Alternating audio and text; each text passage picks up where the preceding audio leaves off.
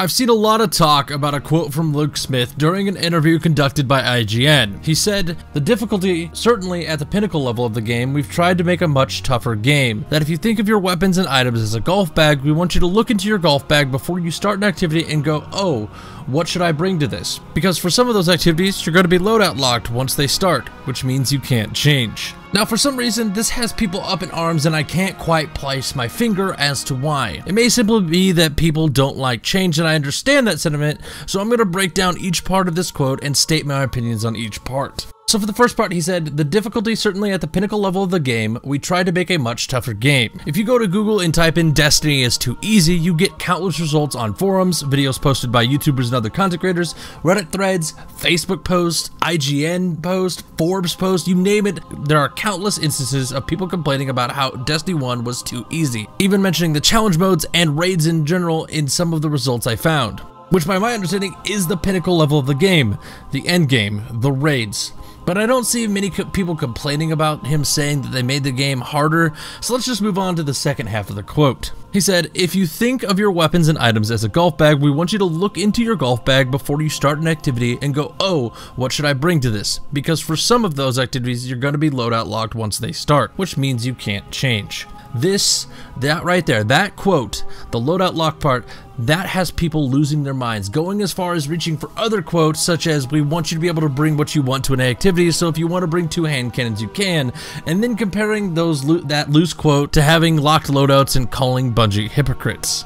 Now with that said, I don't want to speculate, but I'm going to make a comparison. The more times a new announcement comes out about Destiny 2, the more I begin to realize that majority of the community has never played another game, or at least they make it seem that way. That many of the quote-unquote hardcore Destiny fans simply are labeled as such because they've never played anything else, or they just don't make it very obvious that they played anything else. It's no secret that Bungie has talked to Blizzard. Honestly, if you believe otherwise, you aren't paying attention. Destiny 2 is coming to PC, which is old news, and Destiny 2 on PC will be on Blizzard's Battle.net launcher, which is also old news. But discussion about the game, whether it be casual conversation between devs during a friendly lunch or a professional discussion between devs about getting the game on Blizzard's PC launcher, the devs had conversations, and this is the basis for my comparison when talking about locked loadouts. Diablo 3 Reaper of Souls is a game entirely based on loot, more so than Destiny.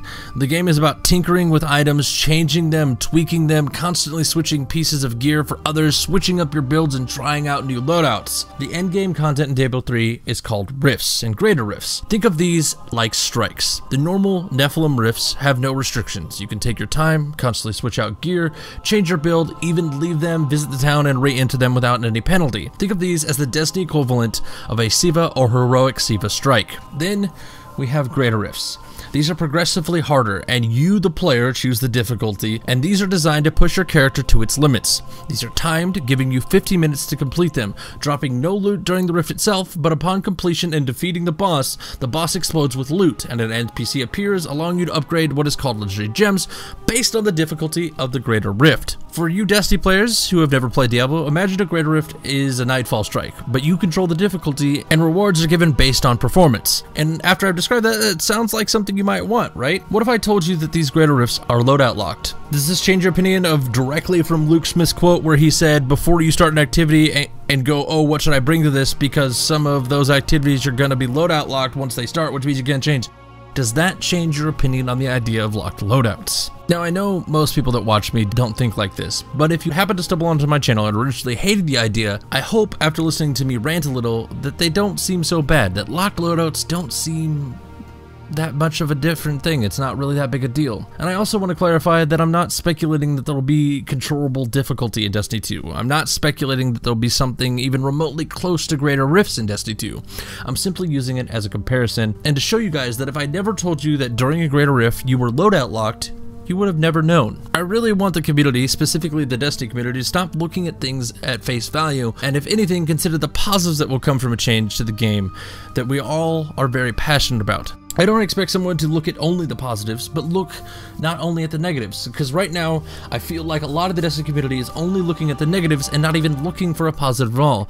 They hear the thing, locked loadouts, and they think it's going to be the worst thing ever.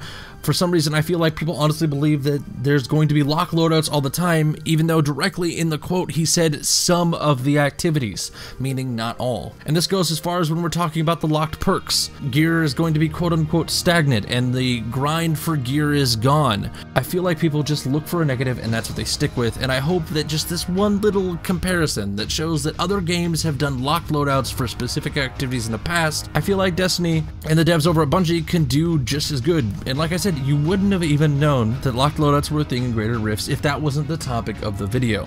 But with all that said, let me know what you guys think in the comments. Check out the links in the description. Down there you can find a link to the Multilux community Discord, a link to my second channel, my Twitter, as well as a link to my Twitch channel where I stream 5 days a week starting at 3 p.m. Central Standard Time, and that includes today. If you're watching this video the day I posted it, I'll be streaming my flawless solo Iron Man Perma-Destiny challenge where I try to beat the entire game without dying. I'm currently level 22 as of this video being posted, so that interests you to come by the stream. But that's all I got for you guys today, so I'm gonna get out of here, say my name is Matt, and I'll see you guys next time.